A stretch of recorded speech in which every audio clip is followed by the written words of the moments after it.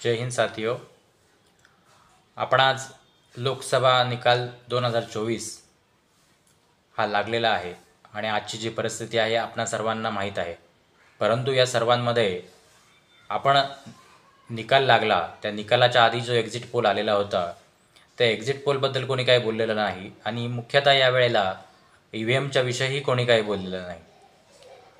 आता ईव्हीएमवरती जर आपण बोलायचं झालं तर या वेळेला जे भारतामध्ये संपूर्ण भारतामध्ये जे वातावरण होतं ते BJPच्या विरोधी होतं, मोदी सरकारच्या विरोधी होतं।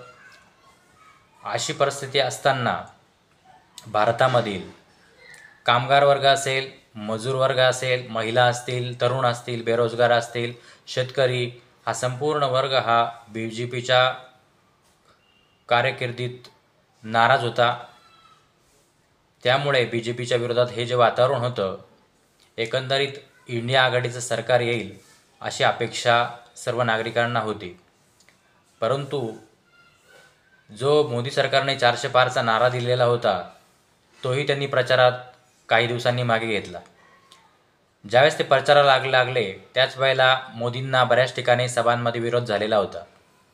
असे असताना मोदी सरकारच्या जागा BJP पक्षाच्या ज्या जागा आहेत त्या अपेक्षेप्रमाणे 200 ते 220 या दरम्यान यायला अपेक्षित होतं, परंतु त्या 240 वरती गेल्या आणि NDA सरकारच्या 294 जागा आल्या। परंतु जर आपण बघितलं की या निकाल येण्याच्या आधी एक्झिट पोल जे दाखवण्यात आलेले होते त्या एक्झिट पोलनुसार 380च्या दरम्यान जागा बऱ्याचशा चॅनलनी दाखवल्या आणि ज्या दिवशी एक्झिट पोल आला त्या दिवशी शेअर मार्केट हे 4 ते 5% वरती चढलेलं होतं आणि ह्या दिवशी निकालाच्या एक दिवस आधी शेअर मार्केटमधून 26,000 लाख करोड रुपयाच्या जवळजवळ शेअर्स विकले गेले होते आणि हे पैसे शेअर मार्केटमधून काढण्यात आलेले होते। तर हे जे शेअर मार्केटमधून जे पैसे काढण्यात आलेले होते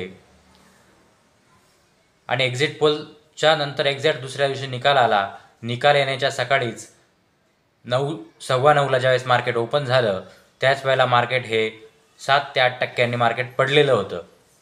तर अशा परिस्थितीमध्ये हे जे एक्झिट पोल दाखवण्यात आले त्या एक्झिट पोलवरून जे शेअर मार्केटवरती नेण्यात आलं आणि त्या शेअर मार्केटमधून जे पैसे काढण्यात आले नेमके ते पैसे कोणी काढले, कशासाठी काढले, त्याचा अर्थ NDA सरकार येणार होतं परंतु ते कमी मतांनी येणार होतं म्हणून हे पैसे काढण्यात आले का, किंवा इतरही काही कारण या एक्झिट पोलवरती असू शकतात की उद्योगपतींनी देखील हे सर्व केलेलं असावं की यामध्ये सर्वसामान्य माणसाचे देखील शेअर मार्केटमध्ये पैसे होते आणि शेअर मार्केटमध्ये या सर्वसामान्य माणसाचे पैसे गुंतलेले त्यात त्याला सर्वात मोठा नुकसान झालेलं आहे। तर ह्या जे एक्झिट पोल दाखवण्यात आले होत्या त्या एक्झिट पोलवरती कारवाई होणार का हा एक प्रश्न आहे। त्याचबरोबर यावेळी जे निकाल आले त्याच्यावरती कोणीही EVM बाबत कुठलाही पक्ष बोललेला नाही।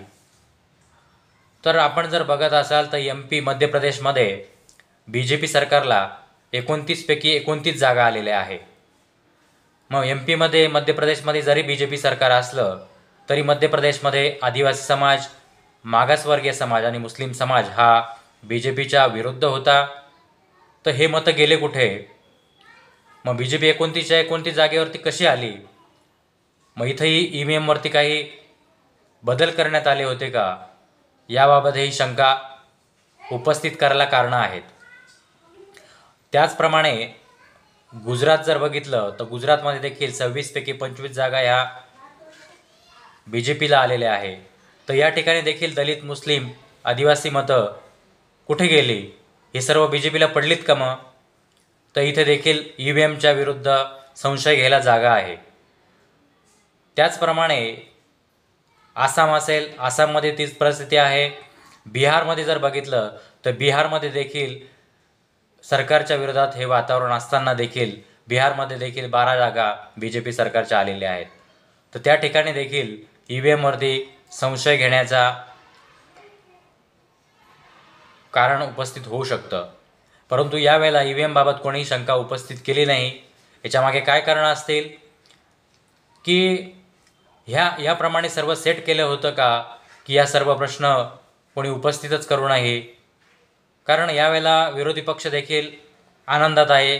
त्याला असं वाटतं की चला नाही काही तर आपण विरोधी पक्ष म्हणून मजबूत तरी झालेलो आहोत.